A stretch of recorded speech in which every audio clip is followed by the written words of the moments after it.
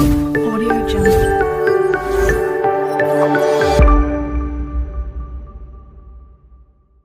Dieu. Est-ce que Jésus est le seul homme qui n'a pas refusé proskuneo devant lui? J'aime ce silence. Je sais pas. Voilà, juste, Jésus musulman, s'il te plaît, diminue le niveau. Diminue le niveau, frérot, parce que première question, ça commence à bloquer. Donc, s'il te plaît, redescends le niveau, revenez à des questions plus simples. Parce que là, on est dans la phase question-réponse. Quelqu'un vient pour nous enseigner. Première question, tu sais pas. Donc, on va se calmer, on va redescendre. Non, mais c'est inutile ce que tu fais, Ismaël, c'est inutile. Est-ce que je peux parler? C'est pas ton temps de parole, c'est pas du spectacle. Laisse-moi parler. Laisse-moi parler.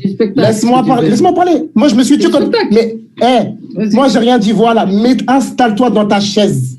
C'est du spectacle. Regardez. Chrétien comme musulman, regarde, s'il vous plaît, regardez son visage, regardez le malaise. Place ta caméra qu'on te regarde bien dans les yeux. Voilà, regardez le malaise.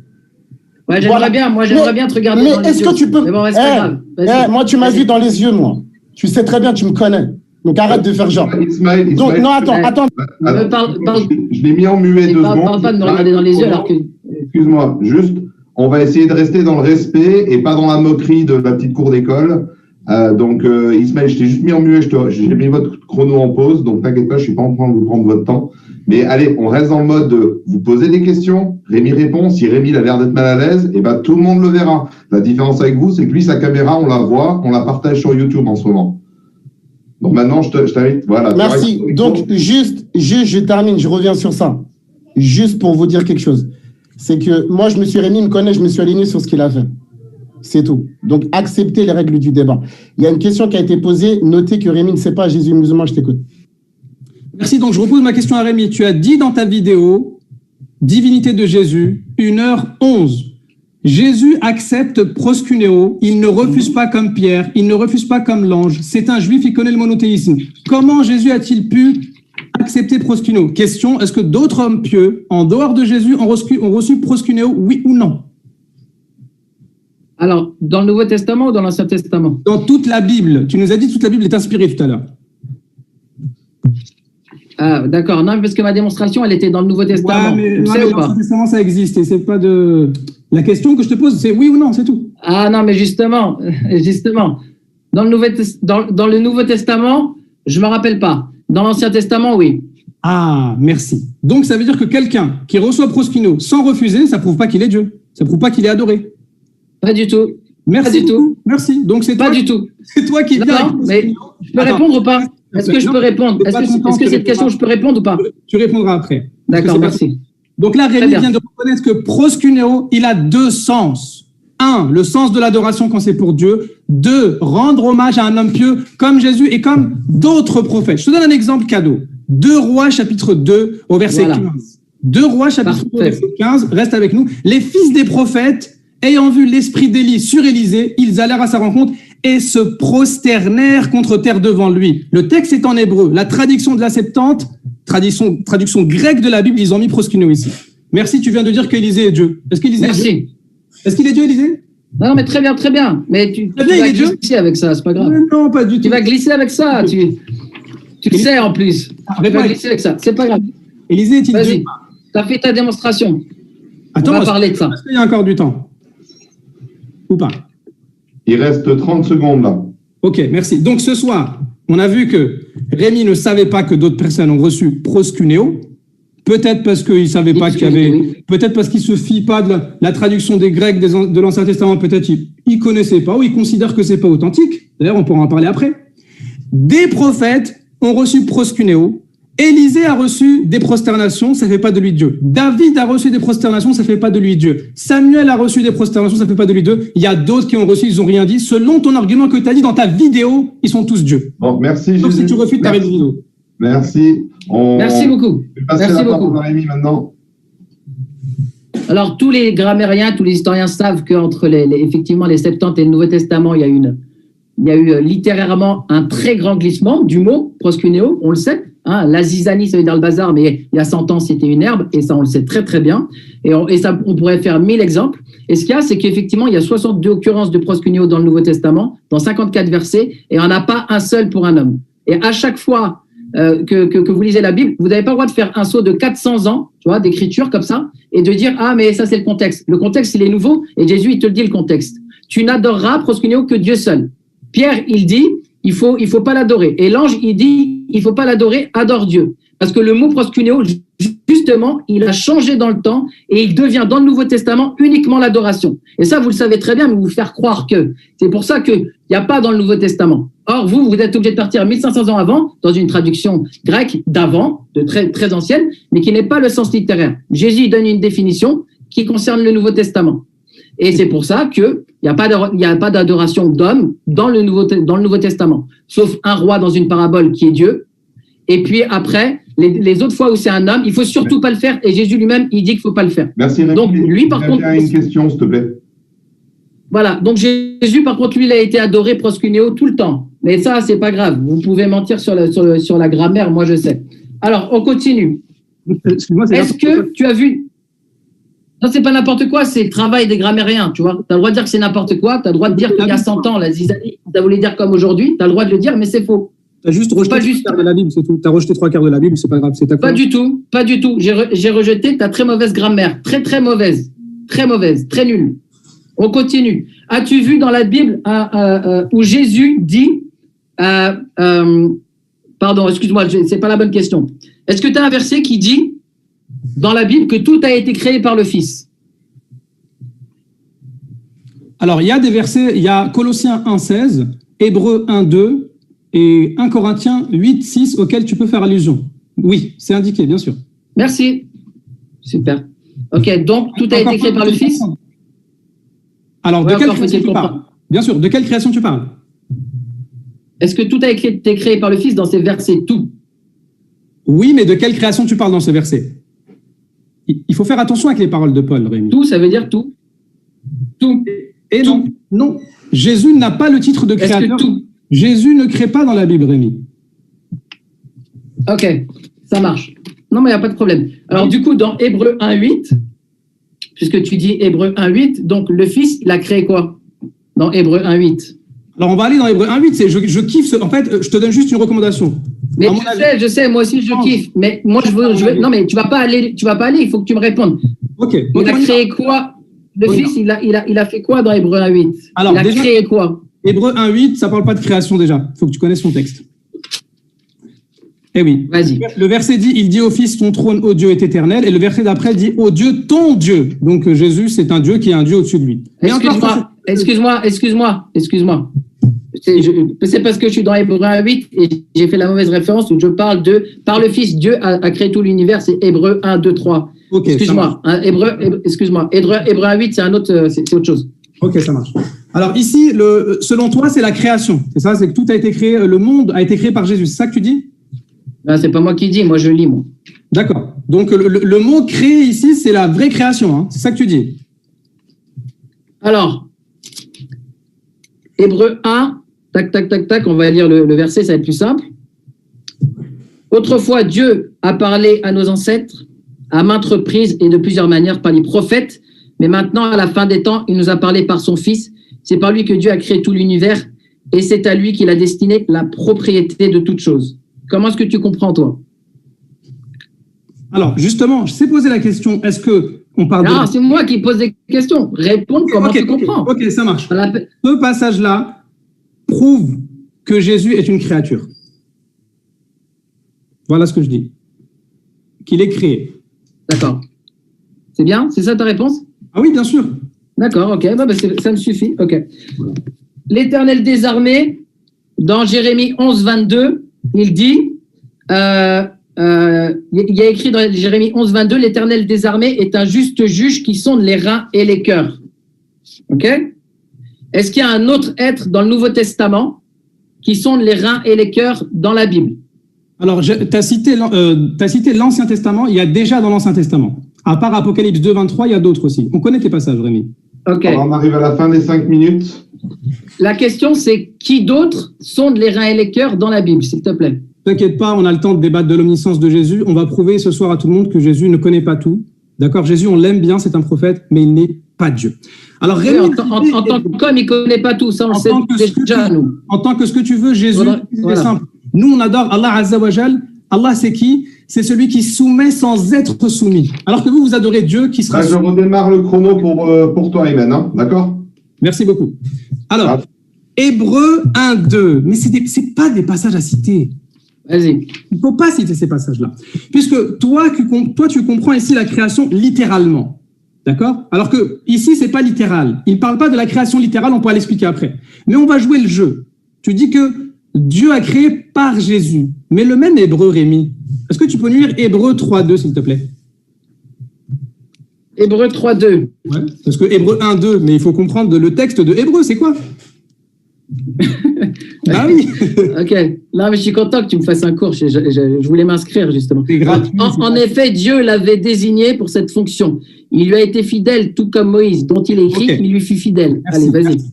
Hébreux 3, 2, il dit Jésus qui a été fidèle à celui qui l'a établi. Le mot établi, c'est quoi ici en grec? Tu connais ou pas? Le mot établi, Hébreux 3, 2, c'est poiesainti. Ok, et c'était quoi le mot qui était dans Hébreux 1, 2? Quel mot? Le mot créé? Ouais. Alors, laisse-moi le reprendre. Bon, je te le donne. Cadeau, c'est pas grave. J'imagine que c'est le même, c'est ça, hein? C'est le même. Donc, si tu fais de Jésus un créateur, ici, le texte dit Jésus qui a été créé. Eh oui, c'est pour ça qu'on te dit, il ne faut pas venir dans Hébreu. Mais on n'a aucun problème. Jésus, il a été créé, puisque Jésus, c'est l'homme. Voilà. Donc, ce soir, il n'y a pas de problème. Excuse-moi, Rémi a montré à tout le monde que... Il n'y a pas de problème. Jésus est créé. Mais nous, Allah, il crée. Mais non. Jésus a été créé, évidemment. Sarx et Geneto, je l'ai prouvé. Il s'est fait homme. Il y a une création. Mais non. Reste avec nous, Rémi. C'est les deux natures. On n'a aucun souci. Et vous le savez très bien. Pour nous, c'est aucun problème. Je croyais que tu allais me sortir un argument de fou. C'est ça ton argument? Hébreu, il ne faut pas venir. C'est pas même faire semblant. Allah, il crée sans être créé. Toi, le Dieu que tu adores, c'est une créature. Merci. On va revenir maintenant dans Très bien. On va revenir dans Hébreu. Vas-y, on revient. Vas-y. Donc, Jésus, il est créé. C'est le même terme qui est utilisé ici. Mais le pire, c'est que le même Hébreu nous dit que dans 5.7, Hébreu 5.7, il dit, en parlant de Jésus, qu'il a prié, il a tellement prié, il a pleuré pour être sauvé de la mort. Donc, ça veut dire que tu es en train de nous prêcher un Dieu qui, pour être sauvé de la mort, résurrection comme vous le croyez vous dans ce passage-là, il a besoin de prier pour être sauvé de la mort. Mais c'est quelle créature ça? Et d'ailleurs, Colossiens 1. C'est une créature, justement. C'est une créature. Colossiens. Oui. Mais je te le donne, ça, il n'y a pas de problème.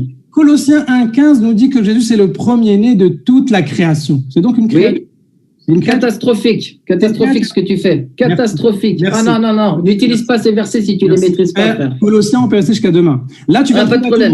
Le pauvre Rémi, qui voulait prouver que Jésus est créateur, il veut montrer que c'est une créature. Merci beaucoup. Reste avec nous, tu as parlé de l'omniscience, on va revenir. Tous les passages que tu as pris, on les prend. Tous les passages. Mais nous aussi. On peut aller dans Hébreu. Nature humaine. Pas du tout. Mais non, c'est faux. Nature humaine. Sinon, on peut finir, on peut terminer notre partie, sinon. Vas-y. Ouais. Merci à toi. Combien de temps il reste? Attends, Jésus musulman. Juste. 3 minutes 20. Ok, je voulais juste te dire un truc, John, s'il te plaît. Avec tout le respect que je te dois. Moi, tout à l'heure, d'accord, et ça en invoque le temps du débat. Quand tu as considéré que j'ai eu un écart de comportement, tu m'as arrêté. Oui. D'accord, donc essaye, s'il te plaît, avec tout le respect que je te dois, d'honorer le nom qu'il y a sur ton t-shirt. Parce qu'on doit être juste. Si tu vois que dans l'intervention du frère Jésus musulman, Rémi ne cesse de nous couper, tu dois intervenir. Donc maintenant, j'arrive, frérot, j'arrive. C'est juste pour vous dire, on a vu le débat que vous avez fait contre Moshe, on vous analysez du début à la fin. Donc soit maintenant, on change les débats. Ça veut dire qu'on fait un débat entre le frère Jésus musulman et Rémi d'Apologia, de manière ouverte, où Rémi pourra réfuter, Jésus musulman pourra réfuter, il n'y a pas de souci, puisque vous avez changé les règles contre Moshe. Mais lorsque Rémi pose ses questions, le frère Jésus musulman répond et il reste relativement courtois. Maintenant, Rémi, il a envie de parler, changeons alors les règles du débat, peut-être si Rémi veut le changer, mais qu'on arrête de se couper parce qu'en tout cas, on ne rentre pas dans les questions-réponses. On n'est plus dans les questions-réponses là. Vas-y, je vous écoute. Non, mais Non, mais attends, Rémi, si tu veux changer... Non, je pense qu'il faut changer. Je pense qu'il faut changer, ça ne tiendra pas. Rien du tout. Vous avez, me dis pas, on change rien du tout. Vous avez eu 2 débats. Le premier débat que vous avez fait avec Moshe, vous avez fait la même chose. Vous avez imposé des règles que vous n'avez pas réussi à respecter. Nous, on va les respecter, on n'a pas de problème. Mais si tu as un problème avec des règles que toi-même tu imposes, eh ben, il faut les changer. Mais nous, on verra tout, on te l'a déjà dit. Vous posiez des questions. Donc, ouais, mais le problème, c'est qu'à chaque fois qu'on pose des questions, tu as du mal à rester tranquille sur ta chaise. Pas du tout. Mais arrêtez, parce que déjà, Ismaël, il arrive, il fait des pics, la rédemption. Je ne sais même pas pourquoi tu parles de ça. C'est un truc passé. Tu me dis, ouais, mes vidéos. Non, mais toi-même, tu as parlé de rédemption. C'est toi-même, tu as parlé de rédemption dans ton intervention. Mes vidéos, elles te mettent. Rien de pleurer. Rémi, ça sert à rien de pleurer. Là, on n'est pas là pour ça. T'es toi-même, tu as été le premier à parler de la rédemption tout à l'heure. Tu as parlé de la rédemption à plusieurs reprises. On connaît vos techniques. Tu vas pas nous la faire à nous. Tu vas pas nous la faire à nous. À plusieurs reprises, tu as parlé de rédemption. On t'a laissé. Maintenant, commence pas à venir pleurer pour rien. Moi, je te dis juste tout simplement pour qu'on ait pur et pour qu'on ait un débat clair, parce que c'est très facile. Nous, on respecte les règles et toi, t'arrives, tu trepasses les règles. Nous, tu verras, tu nous entendras. Tu nous entendras. Écoute bien. Tu nous entendras jamais pleurer. Jamais. Nous juste. Non, je pleure pas. Regarde, Joe. Excuse-moi, John, s'il te plaît, est-ce que tu peux nous redire où on en est dans le débat? On a combien d'allers-retours sur les questions à faire? Il me semble qu'il y en a 8. On en est à combien, s'il te plaît? Et on repart sur cette base-là. Tout le monde se calme. On repart sur le cadre qui a été donné. Il n'y a pas de souci, Joël. Voilà. Merci, Ismaël. En tout cas, je suis d'accord. Avec plaisir. D'accord. Je t'avoue que j'ai perdu le compte là. Pour moi, on est au 3e là qui démarre. 3e aller-retour. Regarde, John. Regarde, John. Très rapidement, je prends la parole 20 secondes. Ce que je veux juste vous dire, regarde, frérot. Ce que je veux vous dire, c'est simple. Le truc, c'est que déjà, je vais juste revenir rapidement sur Rémi. Rémi, on va essayer de se calmer, moi le premier. La première des choses, c'est que tu m'as dit que j'ai parlé d'un débat du début d'année, alors que toi-même, en introduction, tu es revenu sur un live il y a d'un an. Il y a maintenant plus d'1 an. Donc, il faut se calmer. La deuxième des choses, c'est que maintenant, on est parti sur quelque chose. Vous avez proposé 5 minutes. Alhamdoulilah. Je pense que quand tu as posé tes questions, le frère Jésus musulman t'a répondu. Lorsque lui, il a posé des questions, toi, tu as eu envie de revenir. C'est normal, c'est un débat. On n'est pas là pour prendre cours, c'est un débat d'idées. Nous, ça ne nous pose aucun problème. Ce qu'on propose, c'est une proposition. Pour que le débat se déroule mieux, c'est de voir, vu la tournure, qu'est-ce qu'on peut faire pour que le débat soit plus audible. C'est ça, c'est tout. Oh, très bien, merci. Merci à toi. Commentaire. Non, j'apprécie bien. Et désolé, là, j'étais en train de répondre à des autres messages. Donc, parce que vu que je modère, j'ai des gens qui m'envoient des messages, je leur réponds en même temps. Donc, non, je pense que des deux côtés, on a peut-être un peu dérapé. Donc, on va pas remettre les torts que sur l'un côté ou que sur l'autre. Mais moi, je propose qu'on reste dans le débat. J'ai mis le chrono en pause quand on a commencé à avoir cet échange de problèmes on va dire, de respect du temps de parole de chacun. Je vais essayer d'être plus ferme sur autant Rémi que vous. Il n'y a pas de souci. Et de bien être dans le mode où on pose des questions. L'idée, c'est pas de passer trop de temps à exposer son idée, mais par contre de laisser à la personne qui répond le temps de répondre. Donc, pas juste de faire des questions pièges je te demande un oui, je te demande un non. Alors, des fois, il y a des questions, on peut les poser. Ça peut être un peu dans ce sens-là et ça se comprend par tout le monde. Mais des fois, on pose des questions et il faut laisser à la personne le temps de répondre. Et je pense que si on continue dans ce sens-là, on a plus ou moins réussi à le faire, je trouve, jusqu'à maintenant. Alors, on a eu quelques petits écarts. Je propose qu'on se relance dedans. Et là, on est au 5e démarrage de questions. Donc, de votre côté, là, j'ai arrêté le chrono à 4 minutes. Il vous reste encore 1 minute pour poser. On va peut-être laisser encore 30 secondes après 1 minute 30 pour que vous puissiez poser des questions à Rémi. Et Rémi, ce que je propose, c'est éventuellement, même tu peux te mettre en muet pendant que eux te posent la question. Et quand ils ont fini leur question, tu actives ton micro. On peut toujours jouer avec le jeu des micros. C'est facile à faire. Voilà, je vois que Rémi s'est mis en muet. Je vous redonne la parole et dès que vous vous mettez à parler, je redémarre le chrono. Je suis à 4 minutes 01. Je propose d'aller jusqu'à 5 minutes 30 parce que je ne vais pas forcément arrêter pile poil au bon moment et il n'y aura pas de remise en question de vous donner votre temps juste. Ça vous va? Ouais, c'est parfait. Merci beaucoup. Merci, Emmanuel. En fait, ce qu'on vient de voir ce soir, c'est que Rémi a essayé de prouver que Jésus est créateur, sauf que malheureusement, c'est une créature. Et le passage de Hébreux 3:2 pose vraiment problème parce qu'il y a certaines Bibles qui traduisent Jésus a été créé. C'est pour ça que les commentateurs chrétiens disent non, ça c'est la croyance de Arius et tout. Si tu utilises Hébreux 1:2 pour dire que Jésus est créateur, tu tombes dans Hébreux 3:2 pour dire que Jésus est une créature. Si tu utilises Colossiens, tu vas utiliser Jésus est une créature. Et nous, ce soir, on vous invite à adorer pas quelqu'un qui est créé, Le créateur qui crée sans être créé. C'est lui, Allah Azza wa Jal, le Seigneur de l'univers, celui que Jésus adorait. Et si tu veux, en tes minutes, on reste sur Jésus créateur ou pas, on reste sur Jésus omniscient ou pas, tout ce que tu veux. Je te donne le cadeau, les secondes qui restent. Merci pour le cadeau, Amen. Moi, faut pas croire que parce qu'on monte le ton, c'est de la colère. Hein. On a l'habitude de se parler, des fois dans le zèle, il n'y a pas de souci, les frères. Donc, je te remercie. Donc, en disant que Jésus a été créé, parce que moi, j'ai aucun problème, Jésus, il a été créé. Hein. Si tu me trouves que le Verbe de Dieu, il a été créé, j'aurais un problème. Là, j'aurais un problème. Si tu me trouves ça, j'aurais un problème.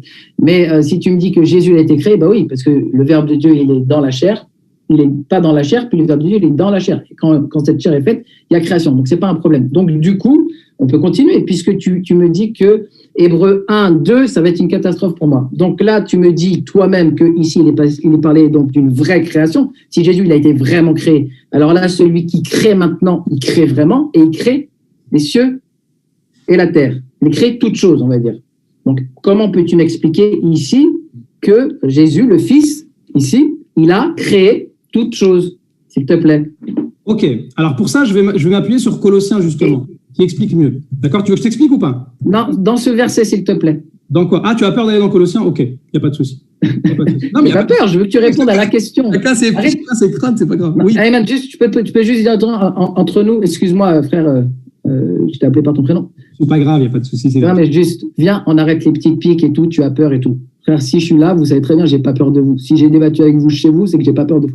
On arrête ça. Franchement, c'est gamin. Moi, je dis pas que vous avez peur, dis pas j'ai peur, tu vois. Dis pas tu fuis, je fuis pas, je suis là, je serai toujours là. Excuse-moi, mais non, mais viens, on arrête ça. C'est pas positif. On peut tout à fait se parler sans se dire que t'as peur. Moi, j'ai pas peur de toi, t'as pas peur de moi, et voilà, on arrête ça. Ça sert à quoi de faire ça? Rémi. Non, mais c'est du respect, en fait. Venez, on se met dans le respect. Non, ce que je veux dire, c'est que c'est juste pour te préciser que ça, même entre nous, on se le dit, c'est pas méchant, en fait. Peut-être que t'as pas cette information, mais c'est pas méchant. C'est juste, même entre nous, on se le dit, c'est pas péjoratif, t'inquiète pas. Mais viens, on se le dit pas. Ouais, si tu le prends pas, mal, il n'y a pas de souci. Pas ta peur. Frère, j'ai pas peur. Pas de souci. Merci. Il y a des centaines de personnes qui déjà regardent ce débat en live et qui sont pas vos copains non plus, dans le sens où ils comprennent que c'est qu'une blague et que c'est que de la bonne gentillesse. Et ça va sûrement être vu ensuite par des milliers de personnes dans les semaines, les mois à venir. Donc, non, je pense que c'est ce que Rémi dit là est juste dans le sens où on essaie d'éviter les familiarités qui peuvent être justement mal prises, que ce soit par quelqu'un ici ou quelqu'un qui va regarder le débat par la suite. Ouais, mais en introduction, on a bien précisé que Rémi est venu manger chez moi, donc il n'y a pas de problème. On est copains. Il n'y a pas de souci. Donc, ça, on l'a remis dans le contexte. Rémi, il n'y a pas de souci. Je fais pas rentrer tout le monde chez moi. Merci, ça veut dire que tu connais, chez moi, c'est pas un centre commercial. Ça veut dire que s'il est venu à la maison, c'est quelque part, il n'y a pas de souci. Donc, on est entre nous, détends-toi. Si on te dit ça, il n'y a rien de méchant. Magnifique. Pareil, on se détend. Vous aussi, détendez-vous. Pareil. Très bien. Eh ben, allez, je redémarre le chrono, Rémi. Je l'avais mis en pause, justement, pendant ce petit live. C'est parti, il y a 1 minute 30 pour info. Non, mais parce que là, il est dit que le Fils, il a créé l'univers. OK? On pourrait, voilà. Donc, sur un mot que Ayman, excuse-moi, je vais dire monsieur musulman, pardon, il me dit, ça c'est le vrai mot pour la création de Jésus. Moi, j'ai pas de problème avec la création de Jésus, parce qu'il s'est fait chair, on n'a aucun souci avec ça. Par contre, j'ai un problème avec la double nature de Jésus pour vous, s'il a vraiment créé tout l'univers. Donc, explique-moi, voilà, parce que tu avais une réponse à ça, tu m'as dit. Ok, alors, si tu fais bien attention, j'ai dit que si tu considères que c'est la vraie création, alors il y a conséquence. Tu vois, c'est ce qu'on appelle un raisonnement. Si, alors. On est d'accord? Ok. J'ai pas dit que c'était la vraie création ici, jamais de la vie. Jésus n'est pas créateur, ni ici, ni dans Colossiens. D'accord. Donc, dans Colossiens, il n'est pas vraiment créé, là. Ah non, Jésus ne crée pas. Non, il n'est pas créé. Parce que là, la question que tu disais, c'est qu'il était créé. Dans Hébreux 3, je parle Hébreux 3, 2, tu t'appuies sur un mot qui veut dire vraiment créé. Jésus, il est vraiment créé. Et là, le même mot que tu dis, il est utilisé, où Jésus, lui, il crée vraiment, du coup. Mais il crée vraiment quoi? Alors, tu n'as pas compris mon raisonnement. Mais non, mais là, juste, je te pose la question. Dans Hébreux 1, verset 2, quand il est dit que Jésus crée toute chose, que le Fils, crée toute chose, là, tu me dis comment est-ce que tu interprètes ce verset? Ah, voilà, ok. Puisque toi, tu dis que créer, Là, ici, le même mot pour Jésus, c'est vraiment créé. Exactement, exactement. Alors voilà. Ce que je dis, c'est que si tu prends littéralement, Jésus aussi écrit littéralement, et moi, mon avis, c'est que c'est pas la création littérale. C'est ça que tu veux que je développe? D'accord. Donc, ton argument de tout à l'heure, 3-2, tu l'annules toi-même. Ah Ok, non, mais non, c'est que si tu utilises, en fait, c'est un argument qui En fait, c'est à la carte, en fait, en fonction du verset, j'ai l'impression pour toi. Rémi, il y a des fautes de logique qu'il faut pas faire. Je vais pas te le dire à toi, sinon bon, ok, sinon on va se vexer. Si, regarde, si alors. Vas-y. Moi, c'est si alors. Si alors, vas-y. Si tu utilises Hébreu 1-2 pour dire que j'ai créé. J'ai que 5 minutes. Amen, j'ai que 5 minutes. Est-ce que sur Hébreu 1-2, tu peux juste répondre, Jésus, est-ce qu'il a tout créé ou pas? Voilà. Non, Jésus n'a rien créé. Explique-moi ce verset, s'il te plaît. Justement, c'est la croyance des gens du Nouveau Testament, c'est que c'est une création spirituelle. Et Paul, il nous l'explique dans 2 Corinthiens 5, 17. Si quelqu'un est en Christ, il est une nouvelle. Merci, stop. Ok, j'ai ta réponse. Le mot aionos ici, qu'est-ce qu'il veut dire? Siècle, monde, le temps. Aionos, c'est à la fois le temps et la matière, c'est les deux. Dans Hébreu, parce que précisément, aionos, dans Hébreu 11.3, c'est clairement le monde. C'est-à-dire que c'est matériel. Donc, tu es en train de me dire que c'est spirituel, alors que aionos, dans Hébreu, c'est matériel. Si tu veux, je te lis dans Hébreu 11.3, par la foi, nous saisissons, je le prends. Par la foi, nous comprenons que l'univers a été formé par la parole de Dieu, de sorte que ce qui est visible a été fait à partir de ce qui est invisible. Donc, ce qui est visible, là, c'est le monde qui a été créé, c'est aionos. Et tu es en train de me dire que c'est une création spirituelle. Est-ce que tu es sûr d'avoir bien compris Hébreu, s'il te plaît? Mais évidemment, puisque le même Hébreu 1-2, il commence comment? Hébreu 1, ça commence comment? Dieu a parlé par les prophètes avant, et maintenant, il parle par le Fils. Donc là, on parle de après le Fils. Les gens qui croient en Jésus, ils sont une nouvelle créature. Et Paul l'explique très bien. Non, tu sors du verset. Mais arrête de sortir du verset. Ce verset, il dit que le Fils a créé le monde, l'univers. Mais de quel Là, on arrive à la fin des 5 minutes. C'est aionos. Merci. Toi, là, tu n'as pas répondu. Là, le Fils, il a créé tout l'univers. Comment tu vas faire? Jamais de la vie, Jésus a créé tout l'univers. C'est écrit, là. Là, c'est écrit. Allez. Tout le monde l'a vu. Rémi, À vous. Ok, on va faire simple. On va faire très simple. Ok, là, c'est à moi de parler. Comme j'ai dit, si tu prends littéralement Hébreu 1-2 et que Jésus a créé, on tombe dans l'impasse de Hébreu 3-2. Jésus est une créature. Kénos, pas kénos, double nature, c'est mort. Jésus, c'est une créature. L'auteur n'a pas précisé, Jésus, homme, a été créé. Jésus a été créé. Et si Jésus est une créature, tu ne peux pas l'adorer. Fin du débat. Le même Hébreu, c'est lui qui va nous donner, est-ce que Jésus, c'est le créateur ou pas? Il faut voir le contexte de Hébreu 1. Et quand on regarde le contexte de Hébreu 1, Hébreu 1:10, on va lire Hébreu 1:10. Et encore, toi, Seigneur, au commencement, tu as fondé la terre. Qui parle ici?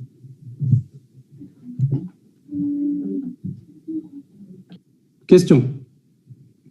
Rémi, ton micro est éteint.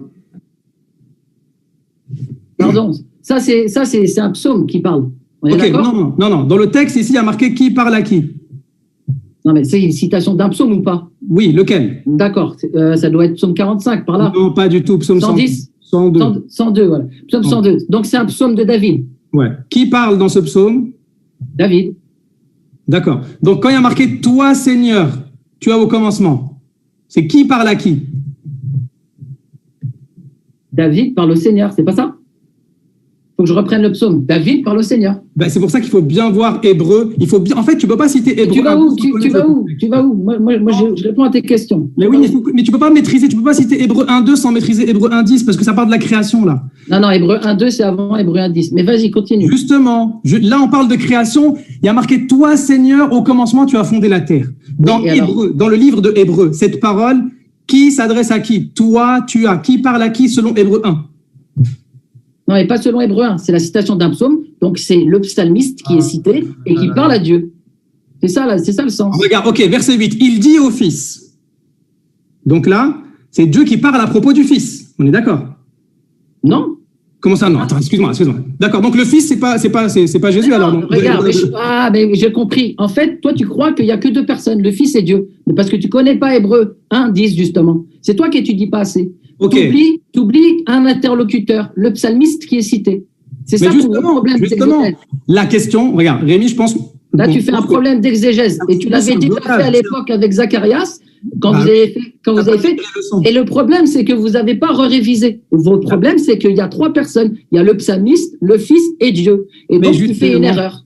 Ici, il y a marqué que Dieu parle à propos du Fils, comme il parle à propos des anges. Et tout le livre de Hébreux 1, c'est l'objectif de prouver que Jésus est supérieur aux anges. Si Jésus était créateur, à quoi ça sert de prouver que le créateur de l'univers est supérieur aux anges? Tu vas contre le contexte de Hébreux. Franchement, c'est bien de citer des versets où le Fils est appelé Dieu. Tu cites toi-même des versets où le Fils est appelé Dieu pour me prouver qu'il n'est pas Dieu. Mais c'est très très fort. Alors, attention que ce soit bien dans les questions-réponses et qu'on donne à chacun le temps d'exposer et puis ensuite de répondre. Alors, Rémi, ok. Merci. D'accord. Merci. Le Fils est Dieu dans ce verset. Merci. Okay. Ce psaume où Jésus est appelé ici Dieu. Oui. C'est quel psaume? C'est le psaume 45, je pense. Ok, génial. Dans les psaumes, qui d'autre est appelé Dieu? Plein de gens. Plein de gens, merci. Et j'en ai plein. Psaume 77, 13, psaume 82, 1, psaume 82, 6, psaume 86, 8. Mais tu regardes dans les psaumes, pour faire la différence entre ceux qui sont appelés Dieu en tant que créature et le vrai créateur, il y a un élément. Psaume 86, 8, nul n'est comme toi parmi les dieux, Seigneur. Et oui. Tout à fait. Donc, pour faire la distinction entre le vrai Dieu créateur et d'autres personnes qui sont appelées Dieu, il faut aller dans Psaume 136, 2. Louer le Dieu. Reste dans Hébreu. Je reviens dans Hébreu. Reste dans Hébreu. Non, excuse-moi, Rémi. Reste dans Hébreu. Non, le fils, il est déjà. Non, mais parce que c'est des questions ou c'est des questions ou c'est des prêches? Mais attends, mais c'est mon temps ou c'est quoi là? Je comprends plus là. Alors c'est ton temps, mais le but c'est vraiment de poser des questions. Mais oui, mais justement, ok. Selon Hébreu, est-ce que Jésus a un Dieu? Selon Hébreu, Jésus, il a un Dieu ou pas? mais bien sûr, puisqu'il s'est fait homme. Évidemment, il a un Dieu. Évidemment. Je ne veux pas à côté. Là, je te réponds que oui. Je te dis oui. Voilà, je te dis oui. Merci. Il s'est fait homme, vrai homme. Donc, il a un Dieu. C'est grave ça. Dans Hébreu, Jésus, il est appelé Dieu, car dans les psaumes, d'autres gens sont appelés Dieu au même titre. Pour savoir si c'est le vrai Dieu ou pas, parce qu'il y a plein de gens qui sont appelés Dieu dans les psaumes. Il faut voir le Dieu des dieux, psaume 136.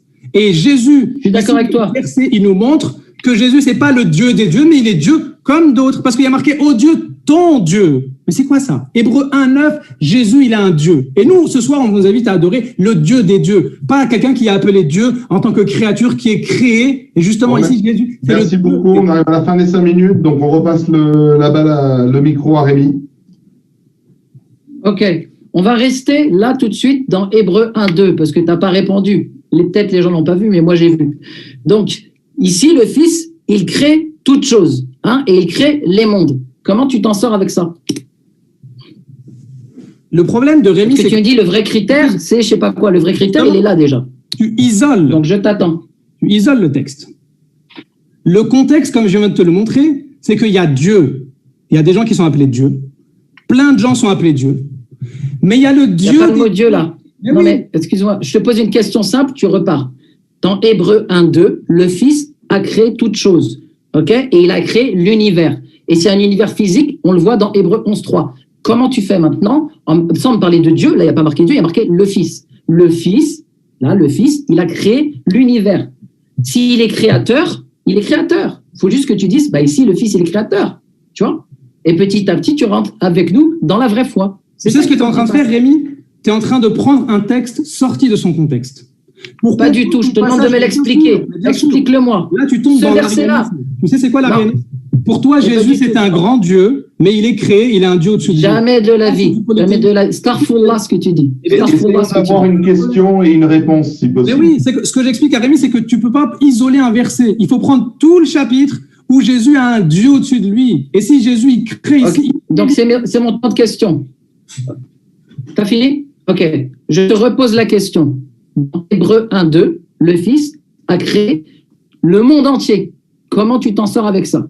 Et en fait, je vais te la reposer jusqu'à ce que tu me répondes. Tu peux reposer jusqu'à demain. Moi, je sais que toi, tu as du mal à comprendre la différence entre création littérale et création spirituelle. C'est le Nouveau Testament mais je t'ai prouvé que c'est une création qui n'est pas spirituelle. Ça, c'est vos feintes de d'habitude.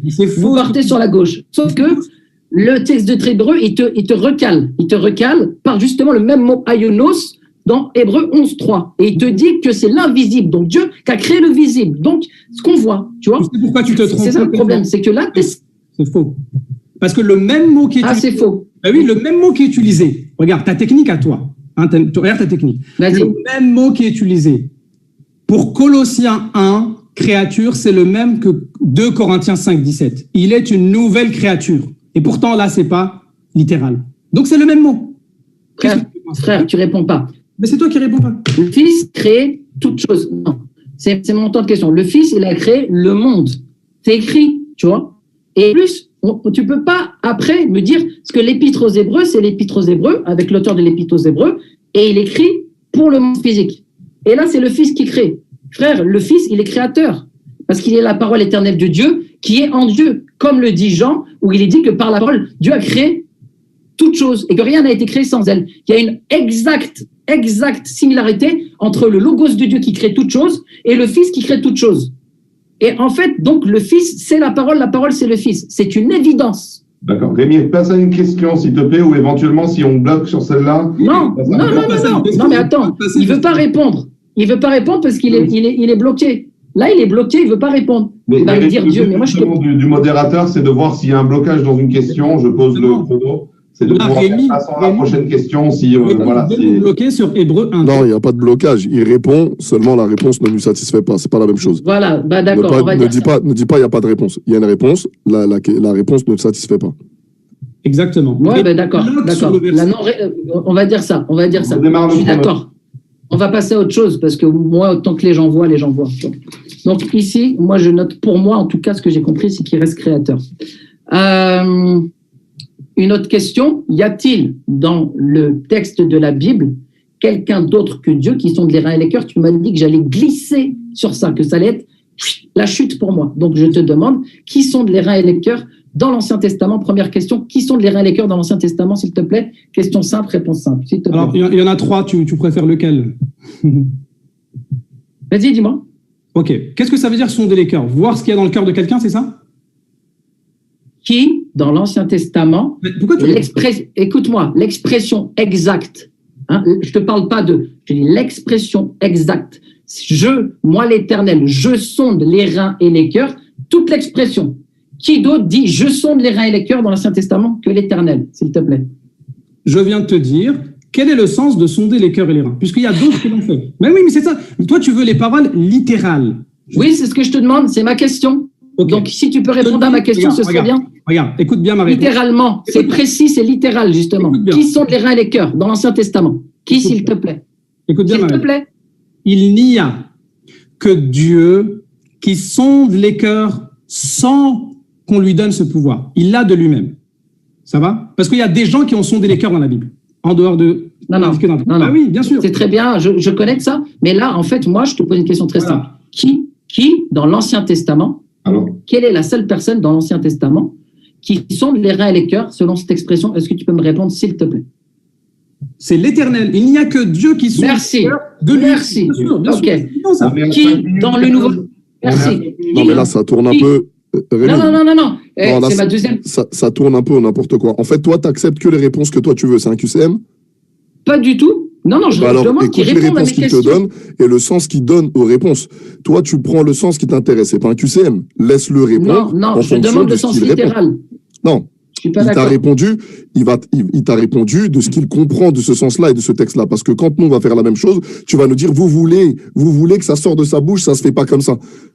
Vous allez nous dire sortir la même parole. Donc, laisse-le développer sa réponse. Si elle n'est pas satisfaisante pour toi, ça, on peut l'entendre. Mais en tout cas, tu peux pas dire qu'il répond pas. D'accord. Moi, j'ai une question sur ce qui est, et après, j'ai une question sur le sens. Moi, si on peut pas déjà se dire ce qui est, on peut pas aller dans le sens. Ma question, c'est qui, dans l'Ancien Testament, sonde les reins et les cœurs? Il a dit l'Éternel. Je pose ma deuxième question.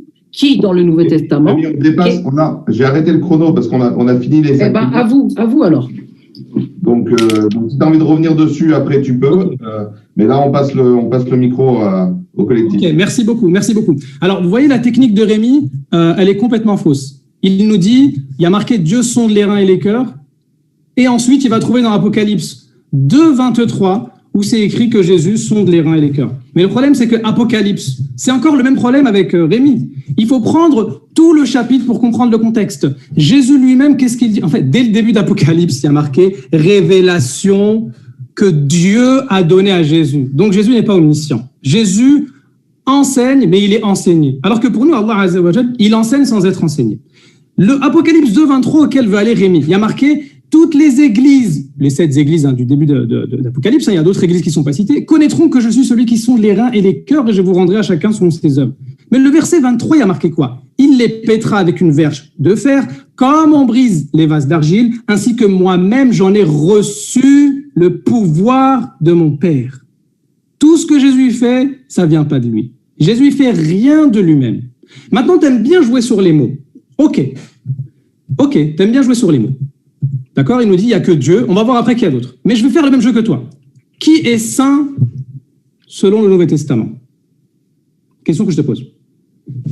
Le Nouveau Testament, l'Éternel est, Dieu est saint, Jésus est le saint de Dieu. On peut. Hein. Ok. On va lire Apocalypse 15, 4. Ouais. Parce que toujours dans Apocalypse. Qu'est-ce qu'il est indiqué dans Apocalypse 15, 4? Seul tu es Dieu, tu es saint. Ok? Est-ce qu'il y a d'autres gens qui sont appelés saints dans le Nouveau Testament? Oui, bien sûr. Mais alors, tu vois que ici, ça veut dire qu'ils sont même les saints anges. Reste avec nous. Donc ici, Apocalypse, que tu as cité. Mais attends, tu me poses une question et tu me laisses même pas répondre, frère. Je veux bien, mais sinon prêche pendant 5 minutes. Mais non, mais là, c'est mon temps de poser des questions. Donc, je te pose des questions. Justement. Non, mais tu me dis ça. Attends, toi, à peine j'ai parlé. On refait, c'est ça. On refait, ok? Prêche, vas-y, prêche. Mais bon, j'ai pas le droit de dire que tu fuis, donc je le dirai pas, même si selon la conception du christianisme, Jésus fuyait, mais c'est pas grave. Apocalypse 15. Non, mais c'est vrai, il fuyait pas parce que. T'es un gamin. Non, tu me fais rire. Et que toi, t'as honte d'un truc que ton Dieu fait finalement. C'est ça qui est dommage, tu vois. Non, franchement, t'es rigolo, t'es drôle. On fuit tous, on est des êtres humains, on a peur. Jésus fuit. Il faut fuir le péché. Voilà. Mais non, mais toi, t'as honte de quelque chose que ton Dieu faisait. Il faut qu'on fuit le péché ensemble. Il faut qu'on aille loin de l'idolâtrie, du tarot. Pas de souci, on ira manger un Milka si tu veux. J'ai pas fini avec Milka. Reste avec nous, Rémi, c'est pour ça. Apocalypse 15.4, tu viens de tomber avec ton argument. Ah, vas-y. Car seul tu es saint. Ça parle de qui là? De Dieu. Ouais, vas-y. Il y a marqué que Dieu est seul, lui seul est saint, oui ou non? Vas-y, continue. Oui. Il y a marqué ça. Est-ce que, en dehors de Dieu, ou même de Jésus, d'autres sont appelés saints dans le Nouveau Testament? Oui. C'est quoi le terme qui est utilisé ici, en grec? Apocalypse 15.4. Attends, mon grec me revient. Attends, je vais le regarder, ça va être plus simple. On ira manger un grec si tu veux, il n'y a pas de souci. Non, mais je le connais, je perds mon vocabulaire. Cadeau. Non, mais je perds mon vocabulaire. Grave, tu vois? Avec nous, ok. Ah là, faut que je retourne en Grèce, que je réapprenne ma... Il n'y a pas de souci. Donc ici, il y a vas-y. Seul, tu es saint, Osios. Est-ce qu'il y a d'autres qui sont appelés comme ça? Oui. Qui? Les anges. Donc les anges sont Dieu? Ben non, pas du tout. Pour toi, il y a tout, tu es saint. Tu vois ce que tu viens de faire là avec les cœurs, c'est la même chose. Merci beaucoup. Je suis d'accord avec tout ce que tu dis. Toute ta démonstration, elle est juste. Mais par contre, elle ne s'applique pas à ce que je suis en train de faire. Mais toute ta démonstration en soi, elle est juste. Donc, excuse-nous. Il n'y a pas de problème. C'est pas grave, c'est mon temps de parole. Il y a marqué seul, tu es saint. C'est vrai. Apocalypse 15.4. C'est répété. Apocalypse 16.5. Tu es juste, en parlant de Dieu, et tu es saint. Apocalypse 16.5. Le verset d'après. D'accord. Laisse-moi finir. Le verset donc si seul le Père est Dieu, mais ça ne veut pas dire que c'est le seul Dieu. Toi, ça veut dire que dans tes propres trucs, tu vas tomber dans tes... Tu vois, c'est ça ton problème. Mais vas-y. Rémi, je pense... Parce que toi, tu veux dire que Jésus n'est pas Dieu parce que le Père est le seul Dieu, mais avec ton argument là, c'est ton propre argument qui va retomber. Mais vas-y, continue. Je t'explique un point de logique. Il ne faut pas changer les contextes, mais on fera une explication de ça tout à l'heure. Non, mais là tu prends mon temps. Hein, ok. Le raisonnement est le suivant. Toi qui dis que Jésus est Dieu parce qu'il y a des phrases qui s'appliquent que à Dieu et que à Jésus selon toi, ça fait pour toi que Jésus est Dieu. Moi, je te prouve avec le même raisonnement qu'il y a des phrases qui vont s'appliquer qu'à Dieu et pourtant, c'est appliqué à d'autres. Donc, selon ton raisonnement, pour moi, les anges ne sont pas Dieu. Selon ton raisonnement, eh bien, tout le monde est Dieu et ta Trinité doit être révisée. C'est plus 3, c'est 3000 et 3 milliards. Mais oui, c'est ça que je te dis. Moi, mon but, c'est pas de trouver que les anges sont Dieu, c'est que j'utilise le même argument pour annuler ce que tu dis. Bon, maintenant, okay. Regarde, on revient sur le son des cœurs. Je t'ai laissé finir, là, t'es à 5 minutes, presque 5 minutes 20, mais je voulais que tu puisses finir ce que tu étais en train de dire. Je passe la parole à Rémi et je te laisse... Ok, donc je continue. Donc, dans l'Ancien Testament, on a vu que seul l'Éternel sonde les reins et les cœurs. Et toi-même, tu as dit dans le Nouveau Testament que Jésus sonde les reins et les cœurs. Ta démonstration, c'est de dire que il y a marqué que moi, j'ai pas dit seul l'Éternel sonde les reins et les cœurs. Et après, on a des anges qui sondent les reins et les cœurs. Et après, on a des hommes pieux qu'on peut appeler saints à un moment donné tu vois, c'est pas tout le monde. Faut pas faire genre, il y en a 3000. Non, il y a que l'Éternel dans l'Ancien Testament qui sonde les reins et les cœurs. Et c'est une expression qui s'applique qu'à lui. Mais en plus de ça, sonder les reins et les cœurs dans la pensée là de l'Ancien Testament, c'est être omniscient. Sonder tous les reins et tous les cœurs, c'est être omniscient. Tu vois? Parce que le mot saint, il peut être appliqué à des hommes, mais il peut être appliqué à des anges, il peut être appliqué à Dieu, parce qu'il y a différents levels. D'accord?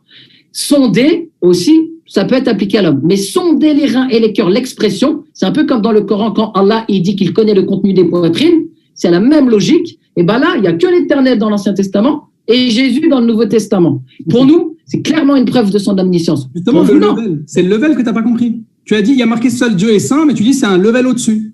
Ben nous, c'est ce que je te dis. Oui, mais c'est ça. Ben nous, le level, c'est que Jésus, il sonde les cœurs comme d'autres, mais c'est un level en dessous parce que ça vient de Dieu. Le pouvoir vient de Dieu. Donc, très bien. Ah, mais ça, moi, j'ai pas de problème. Tout ce que le Fils a, il l'a du Père. Mais ça, pour nous, c'est de toute éternité, parce qu'il est engendré éternellement. Donc, pour vous, ça, c'est un argument, le fait que tout ce que le Fils fait, il le fait par le Père. Mais nous, on est d'accord. Tu vois, tout ce que fait ma main, elle le fait par mon cerveau. Ça veut pas dire que ma main, elle est pas humaine, comme mon cerveau, il est humain. Ils sont de la même nature. Avec tout ce qui arrive là, les omnisciences, t'as non, mais ce qu'il y a, c'est que comme vous comprenez pas la Trinité, je vous le dis depuis le début, que vous comprenez pas là, le fait que le Père, le Fils, Saint-Esprit sont consubstantiels et que de toute éternité, le Père engendre le Fils et tout ce que le Fils fait, il le fait par le Père, moi, j'ai pas de problème. Tout ce que le Fils fait, il le fait par le Père. Il est le Verbe du Père. Donc, moi, mon propre Verbe, il le fait par moi. Pourtant, mon Verbe, c'est moi. Si je me mets moi sur une cassette, tu m'écoutes, tu dis, ah, c'est Rémi. Tu vois? Et c'est ça le problème. Bon, moi, c'est déjà la Trinité détermine tout. C'est comme ça. Bon, après, on pourra en parler. Donc, moi, je dois continuer. Il me reste combien de temps, John? Là, il te reste 2 minutes 35. 2 minutes 35. J'ai une question simple. Est-ce que tu peux me prouver bibliquement que Jésus n'a pas de nature? Alors, Jésus n'a pas de nature, comme Moïse n'a pas de nature. Donc, la base, en fait, si tu veux, dans un raisonnement, c'est à toi de prouver que quelqu'un a deux natures. Sinon, je vais venir, Moïse, il a deux natures. Je vais faire une introduction. En reprenant mon introduction sur Jean 1.1 et Jean 1.14, est-ce que tu peux, où j'ai développé la double nature, est-ce que tu peux me prouver que j'ai complètement faux, je me trompe? Mais bien sûr que tu as complètement faux. Et je te laisse là, même, toi, tu peux prêcher. Vas-y. Ah, c'est cadeau. Oh, merci. Cadeau. Beaucoup. Merci beaucoup. OK. Et voilà, et je t'envoie les 1000 cas après. OK, merci beaucoup. Là, tu entends les 1000 cas? Les 1000 cas, c'est ça qui va terminer le débat, justement. Regarde bien. Alors, je te pose une question simple. Vas-y, je t'écoute. Jean 16.30. Est-ce que Jean 16.30 prouve que Jésus est omniscient? Est-ce que Jean 16.30 prouve que Jésus est omniscient? Je n'ai pas souvenir. Alors, je te lis le verset. Jean 16.30. Maintenant, nous savons que tu sais toutes choses et que tu n'as pas pour moi, non. Pour toi, non. Non. Ah bah, c'est dommage parce que on dirait que tu n'as pas lu ton propre livre. Ben si, je sais qu'il connaît toutes choses, mais exégétiquement, les commentaires, on sait ici que c'est une connaissance dans son humanité parce qu'il est revêtu du Saint-Esprit. Non, il n'y a pas de problème. Pour moi, là, c'est pas un verset qui prouve son omniscience. En plus, tu vois, ce qu'il y a, c'est que j'ai sorti un livre. J'ai lu, tu le saurais. Ton livre, regarde, il est là, écoute. Il y a Rémi qui pose les questions et merci. Vous répondre. Merci. Question. Rémi, tu dis en ta page. Vas-y. 361, 362 de ton livre que j'ai lu en entier. Tu utilises Jean 16.30. Jean 2 secondes parce que j'ai l'impression que les questions vont dans le mauvais sens. Ben non, c'est Rémi qui pose les questions. John. Merci. John. Merci. Non, mais il a raison. 361. Non, mais attends, il a raison, Yamad. Là, c'est à mon tour de poser des questions. Non, en fait, c'est pas ça que je veux dire. C'est pas ça que je veux dire. Tu m'as donné cadeau, j'ai 5 minutes plus 2 minutes 30. Tu m'as donné cadeau. Sauf si tu reprends. Ouais, c'est vrai, il a raison. Ouais. Je reviens. Par contre, John, je pense qu'il est plus sérieux de changer les normes du débat. Je pense que c'est mieux je préfère qu'ils changent, qu'ils s'affrontent directement au niveau de leurs arguments. Yamad, on change pas les règles, surtout parce que c'est ce qu'on est en train de faire en fait. On est en train de le faire naturellement. Non, moi si, c'est à moins qu'on soit de mauvaise foi. Bon, excuse-moi, je te mets en mieux parce que sinon, j'arrive pas à parler. on change pas les règles à la fin du débat. Justement, j'essaye de recadrer tout en étant respectueux. Et c'est pas facile de savoir à quel moment faut vous couper, faut pas vous couper. Autant vous que Rémi, hein. Non, mais en fait, moi je te le dis pour que pour qu'ils puissent continuer comme ils étaient en train de faire, parce que c'est ce qui est en train de se passer depuis le début. Ils sont en train de se répondre au niveau argumentaire. Ils sont pas en train de se poser réellement des questions. Donc il y a quelques questions qui viennent, c'est vrai, mais ils sont pas réellement en train de se poser des questions. Maintenant, si tu veux insister sur ce thème, nous on y va. Mais moi je te le dis, puisque moi je modère aussi, et je te le dis que pour moi, il est plus judicieux qu'on change le format, parce que il tiendra pas. On l'a vu même dans le dernier débat que vous avez fait, il n'a pas tenu ce format-là. Au prochain débat, Yamad, au prochain débat. Donc on veut insister on veut être psychorigide sur un format qui marche pas. Donc après, c'est comme vous le sentez. Mais naturellement, on va. Alors, je te remets en muet parce que, excuse-moi, à chaque fois que moi j'essaie de parler, tu continues de parler. Donc, désolé, hein, je ne sais pas être mal poli, mais si moi j'essaie de parler, c'est bien de me laisser l'opportunité. On va arrêter de comparer avec le débat de mercredi soir, parce que le problème, c'est que le cadre n'a pas été souhaité, on va dire, la personne avec qui on débattait ne souhaitait pas qu'on lui pose de questions. Et donc, au final, le cadre qu'on avait négocié au début, il est un peu passé par la fenêtre à ce niveau-là. Donc, au final, là, je trouve que depuis le début, on le respecte quand même de façon relativement... on arrive à s'y tenir. Il y a quelques débordements, c'est normal, c'est pas un problème. Moi, j'essaye juste de m'assurer que quand c'est Rémi qui a sa séance de 5 minutes pour poser des questions, et ben c'est lui qui permet de guider la conversation vers là où il a envie que ça aille, et que quand c'est vous qui posez des questions, c'est vous qui soyez en contrôle de la conversation pendant les 5 minutes. Après que, voilà, c'était juste ça. Moi, là, je voulais juste m'assurer que c'était pas un moment où, juste parce que eux, ils sont dans la chaleur du débat et ils sont en mode j'ai envie de répondre, j'ai envie de poser des questions, c'est super. Ouais. Mais juste que ce soit pas une prise de pouvoir, mais pas exprès, juste en mode discussion. D'accord, mais c'est pour ça que je te dis que dans le sens du débat, c'est mieux qu'ils changent de format. Maintenant, après, si vous voulez pas, vous continuez. Par contre, une précision. Écoute, je suis aussi modérateur dans le débat. Par contre, ne coupe pas. Ne coupe pas, micro, tu l'as fait plusieurs fois, j'ai rien dit.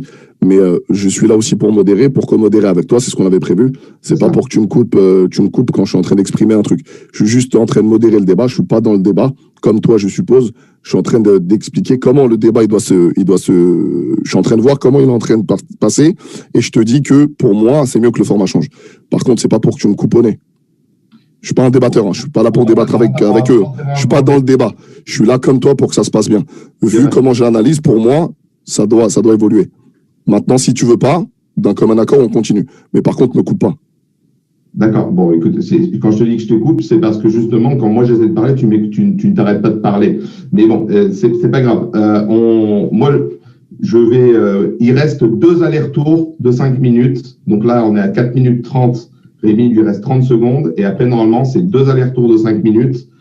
Et après, on est dans les conclusions. Je trouve ça dommage même si on a fait les dérapages, de juste jeter le truc par la fenêtre alors qu'on est presque à la fin. Donc, moi, personnellement, je suis pour qu'on reste. Mais je vais laisser le dernier mot à puis Rémi et Monsieur Musulman pour... John. Oui, vas-y, pardon. Ouais, je voulais juste te dire, parce que moi, de toute façon, là, le débat, c'est un contraint, donc je ne vais pas intervenir. Mais ce que je voulais dire, c'est que Rémi, il a donné son temps de parole à Jésus musulman. Il faut qu'on soit clair. Hein. Oui, mais justement, ok. Et moi, justement, j'essaye de recadrer pour dire c'était pas ça normalement le jeu. Donc, je recadre aussi Rémi dans ce cadre-là. Hein. C'est pas juste. Voilà, je recoupe mon micro. Rémi, je redémarre le chrono et je te laisse finir tes 30 secondes. Puis après, si vous voulez qu'on arrête les échanges de 5 minutes, on peut. Il en reste qu'un seul. Hein, donc, c'est après. Regarde bien, John. Moi, de toute façon, moi, tu as vu, normalement, je devais intervenir, mais le débat, il s'est profilé autrement. On s'est adapté, il n'y a pas de souci. Ce que je voulais juste te dire, ce que nous, on a dit, c'est ce que le frère Yamad, il a dit. À la base, le débat, on voulait le changer. Vous êtes restés, on respecte, c'est vous qui avez organisé, on se pliera, il n'y a pas de souci. Maintenant, Rémi, il a donné son temps de parole cadeau. Donc là, il y a environ, je pense, 2 minutes, à peu près, environ, je n'ai pas le chrono, d'accord? Donc, il a donné 2 minutes 30 environ, je ne sais pas, ceux qui ont le chronomètre le savent. Ces minutes reviennent à Jésus musulman, plus ces 5 minutes. Et on reste sur ça. Merci à vous. Merci beaucoup, Rémi. Donc, je ne sais pas si on m'entend. OK.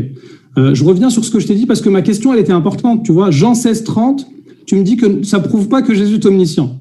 Pourtant, c'est ça la contradiction pour moi. Dans ton livre, page 361, tu dis que Jésus, il serait Al-Alim, donc celui qui connaît tout, l'omniscient, tu l'as écrit, je l'ai en face là. Et tu mets Jean 16:30. Tu l'as mis aussi pour le nom d'Allah, Al-Khabir, et tu mets Jean 16:30. Donc, c'est une erreur de ta part dans le livre, c'est ça?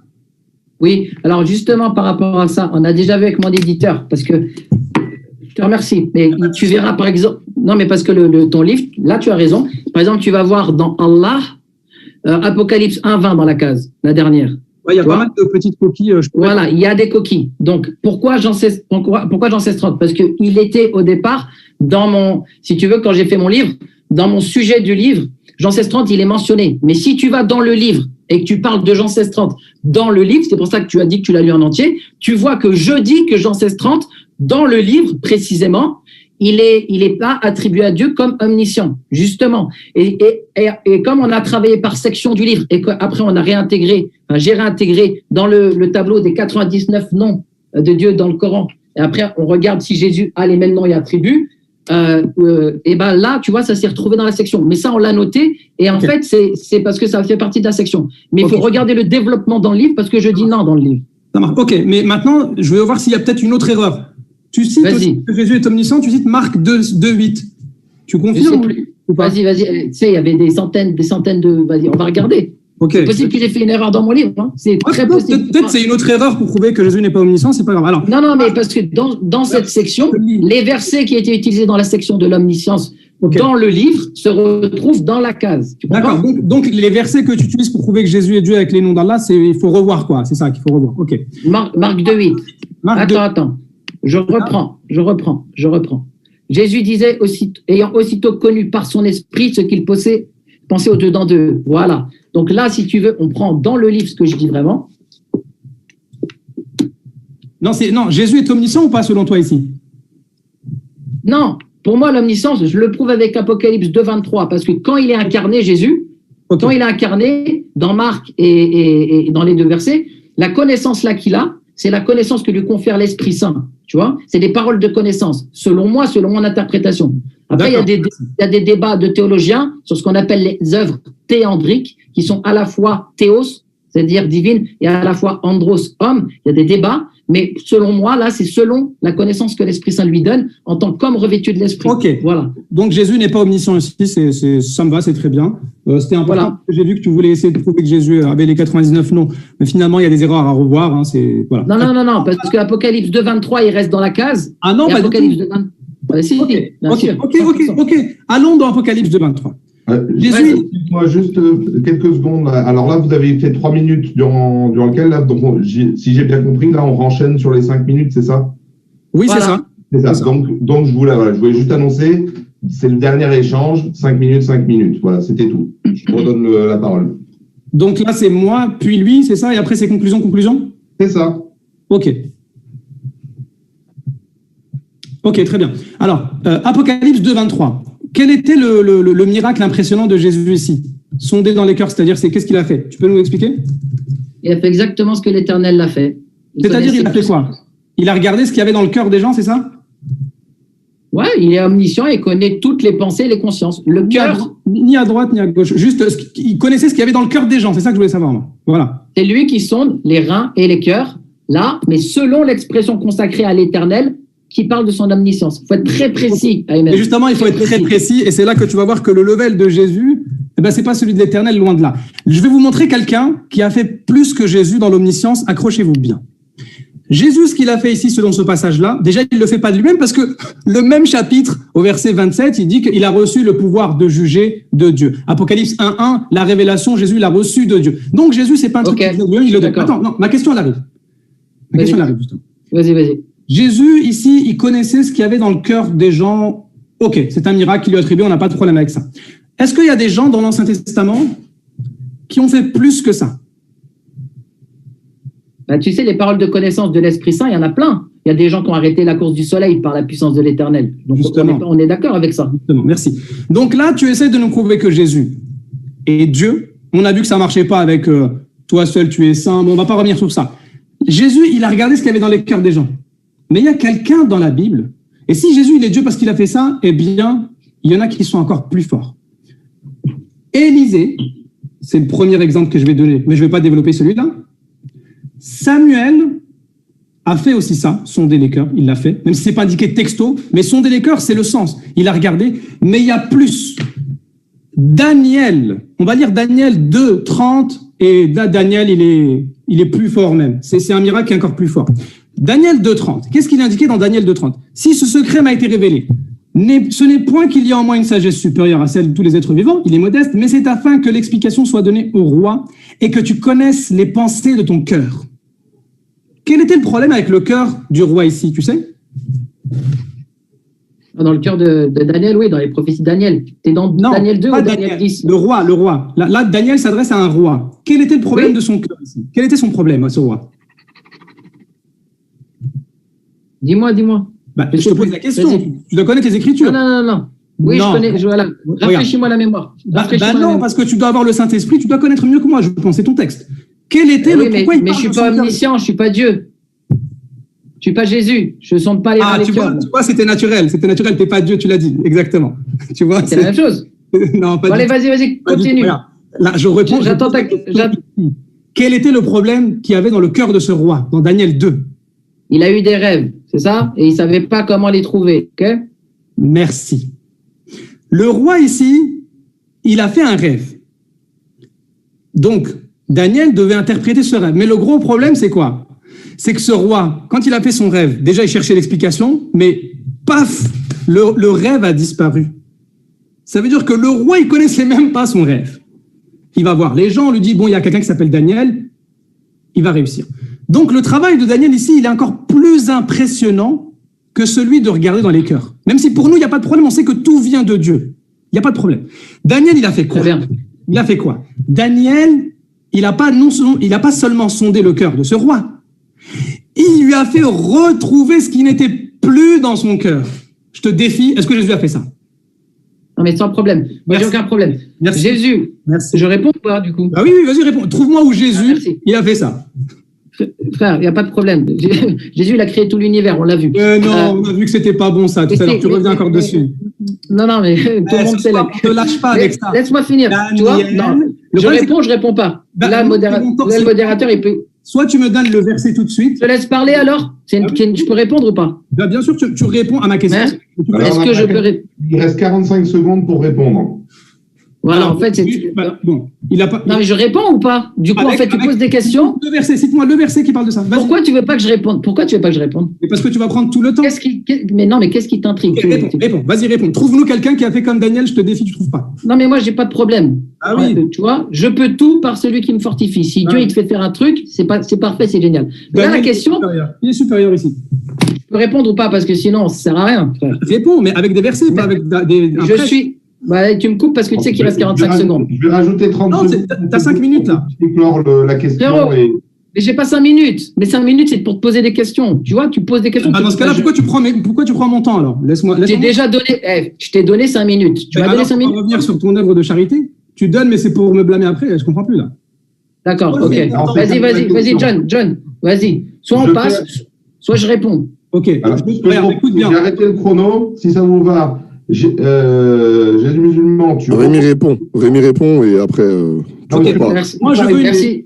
On repose la question une fois et comme ça Rémi répond et après on passe sur les 5 minutes de Rémi. Non mais j'ai pas besoin de la question, je sais ce qu'il a dit. Voilà, je réponds. Après c'est moi qui pose des questions. C'est très simple, tu vois. Toi tu me dis là ce que Daniel a fait ou ce qu'un tel a fait dans ce qu'on appelle nous des paroles, des paroles prophétiques, on va dire, des connaissances cachées. Tu vois, il y a marqué, il m'a été révélé que. Ah, mais c'est toi qui l'as dit. La nature de Daniel, bah oui. Je peux répondre. Bah, c'est mon temps, non? Bon, vas-y, laisse tomber. Il veut pas que je réponde, je pense qu'il est stressé. Ah, bon, je croyais que tu n'aimais pas les attaques personnelles, c'était plus fort que toi. Ouais, Rémi, on évite les attaques personnelles aussi. On va juste clore à ce moment-là parce qu'a priori, on n'y arrive pas sur cette question. Donc, de toute façon, on a explosé le chrono. Ce que je propose, c'est maintenant, on va passer sur les dernières 5 minutes de questions que Rémi va poser envers le collectif. Et après, on arrive sur les 10 minutes de conclusion chacun. Vous aurez la liberté de reprendre des points qui n'auront pas été répondus ou mal répondus, etc. Ok, je vais poser une question, mais je vais quand même dire que Daniel, c'est pas celui qui, tu vois, c'est celui à qui a été révélé. Alors que dans Apocalypse 2, 23, je suis celui qui, tu vois, c'est son être, c'est lui qui sont. Mais c'est pour ça que tu décales des choses qui n'ont rien à voir.